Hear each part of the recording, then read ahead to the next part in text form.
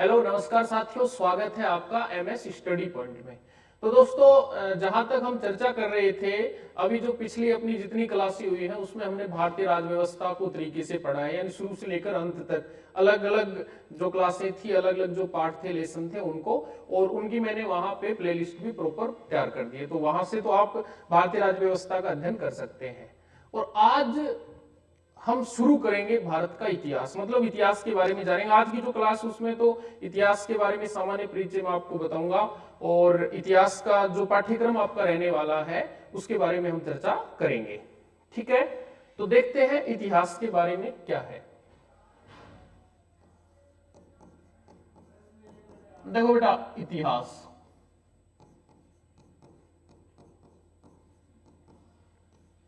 जिसको बोलते हैं हिस्ट्री, हिस्ट्री को बोलते हैं इतिहास। ठीक है, ये दो शब्दों से मिलके बना है, इति प्लस हास। शाब्दिक अर्थ होता है जो व्यतीत हो गया, जो बीत गया।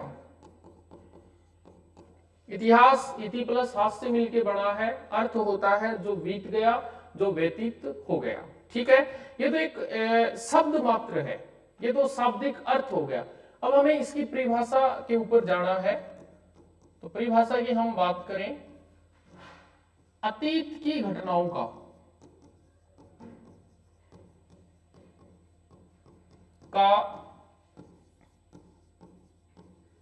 क्रमबद्ध अध्ययन, अतीत की घटनाओं का क्रमबद्ध अध्ययन ही इतिहास कहलाता है। देखो, घटनाएं अतीत की हैं, बीते हुए समय की हैं, वो सारी बात है, पर बीती हुई घटनाओं के साथ में क्या है, अतीत घटनाओं के साथ क्रमबद्ध अध्ययन, क्रमता या क्रमबद्धता का विशेष ध्यान रहना चाहिए इतिहास में। पहले की घटनाएं पहले और बाद की घटनाएं बाद में पढ़ी जाएंगी। तो अतीत की घटनाओं का क्रमबद्ध अध्ययन ही क्या कहलाता है, इतिहास कहलाता है। इतिहास का शाब्दिक अर्थ है जो बीत गया, जो व्यतीत हो गया है। ठीक है, चर्चा करते हैं बेटा इतिहास की। तो प्रश्न आता है कई बार, इतिहास के पिता,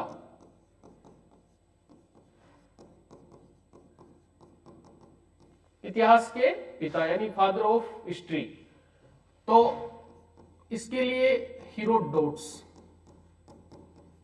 ये यूनान के थे और इन्होंने ग्रंथ लिखा हीरो हिस्टोरिका। इंपॉर्टेंट बात है बेटा, दोबारा समझो, इतिहास का पिता किसको कहते हैं, हीरोडोट्स को इतिहास का पिता कहा जाता है। कहां के थे, यूनान के थे।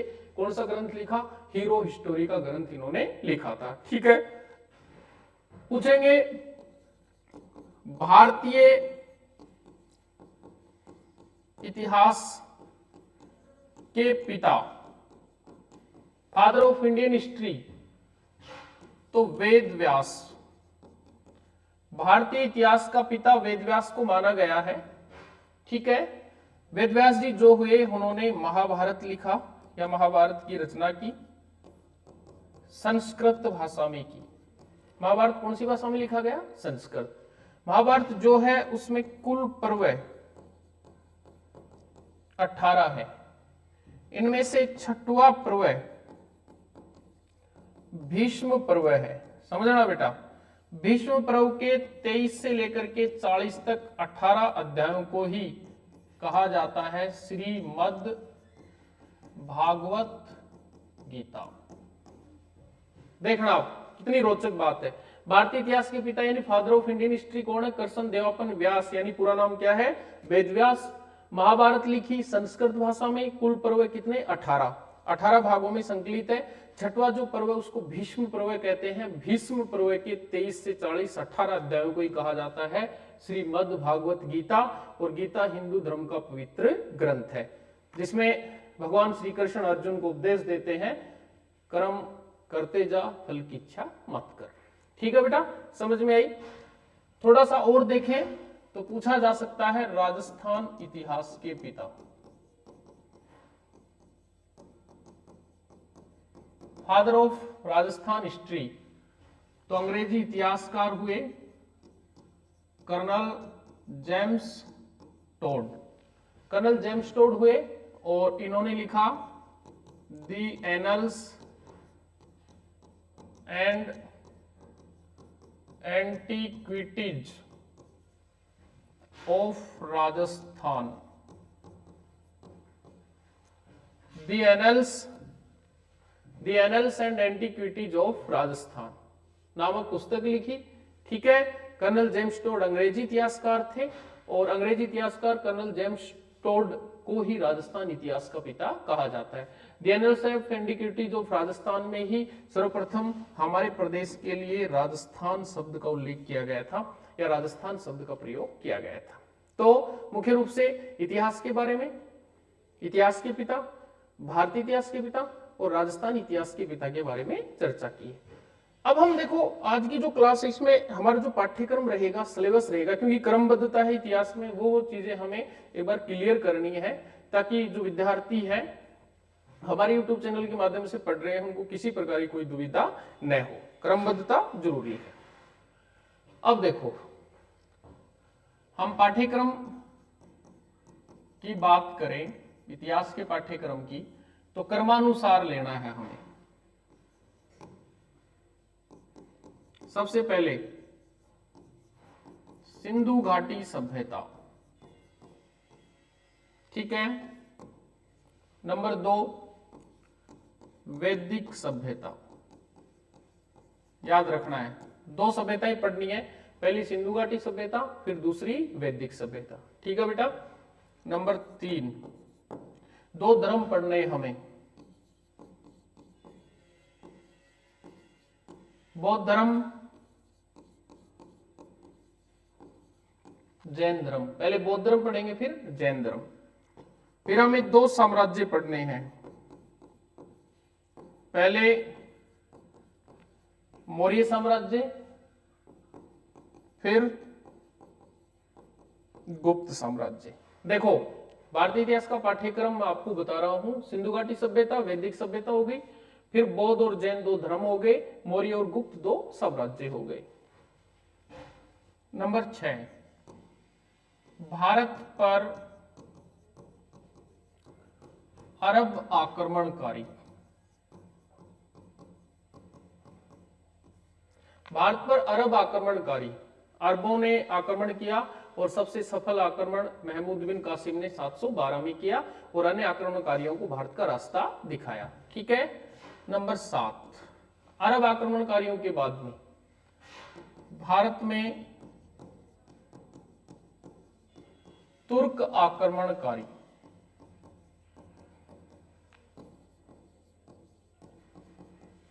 और मुख्य रूप से कौन था? मुख्य रूप से था महमूद गजनवी, ठीक है। महमूद गजनवी गजनी से आया, भारत पर कुल 17 बार आक्रमण किए और सबसे प्रसिद्ध आक्रमण 1025 में सोमनाथ मंदिर गुजरात पर किया, ठीक है। फिर तुर्क आक्रमणकारियों में हम आगे बात करें तो फिर कौन आया? मोहम्मद गोरी।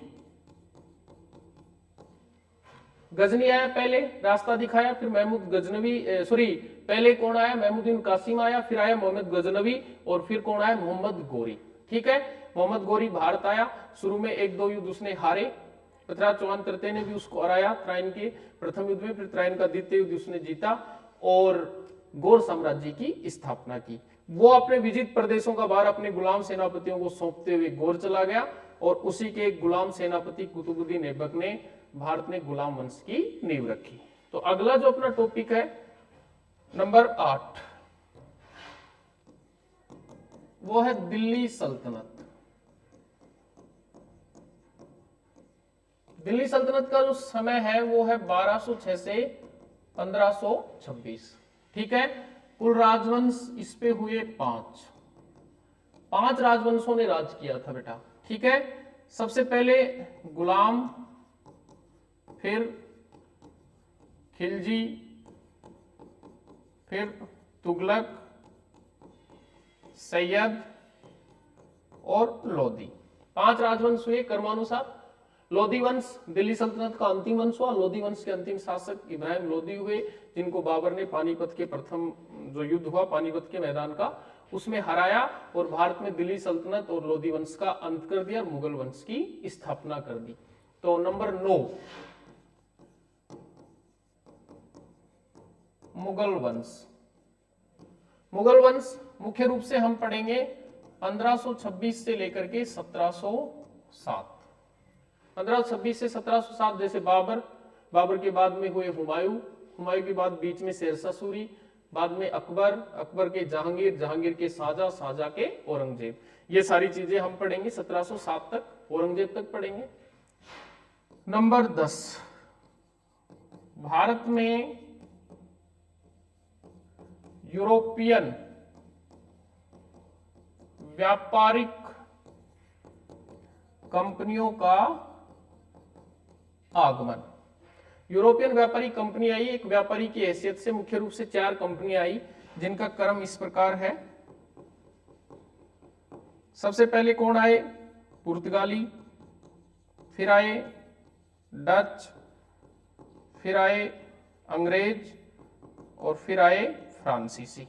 इनके बारे में पढ़ना है, कैसे आए, कहां उन्होंने अपनी कोठी बनाई और सबसे ज्यादा उन्होंने किस चीज का व्यापार किया, वो सारी चीजें इसमें हम पढ़ेंगे। पुर्तगाली, डच, अंग्रेज और फ्रांसीसी। अब ये तो हमें पता है कि सबसे ज्यादा सफल कौन हुए? अंग्रेज हुए।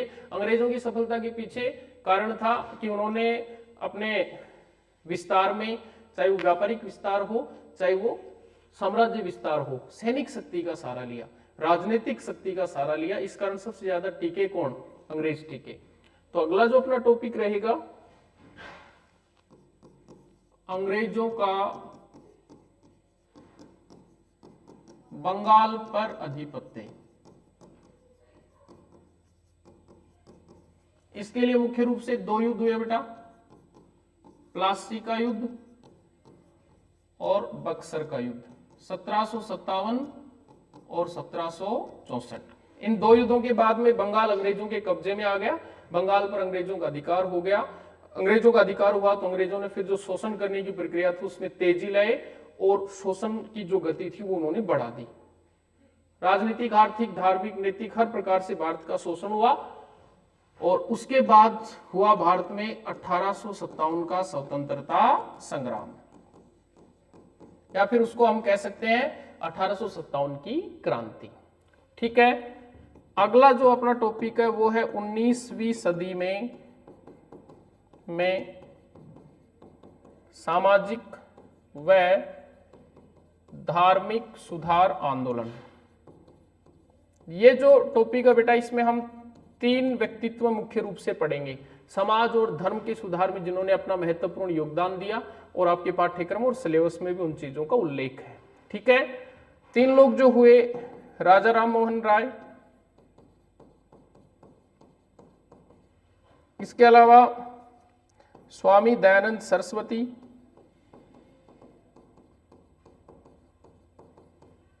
ठीक है, और नंबर 3 स्वामी विवेकानंद।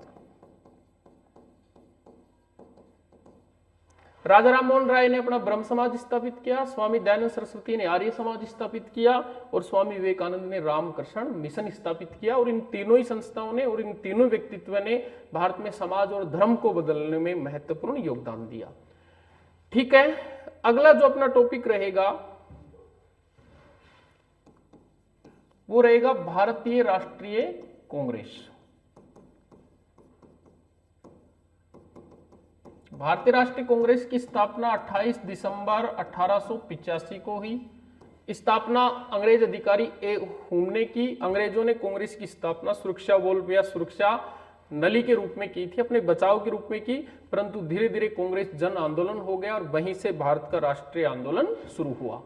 तो यहां से हम बात करें इसके आगे जो अपना है पढ़ने का तरीका, वह रहेगा स्वाधीनता संग्राम के 3 चरण, यहीं से शुरू होते हैं।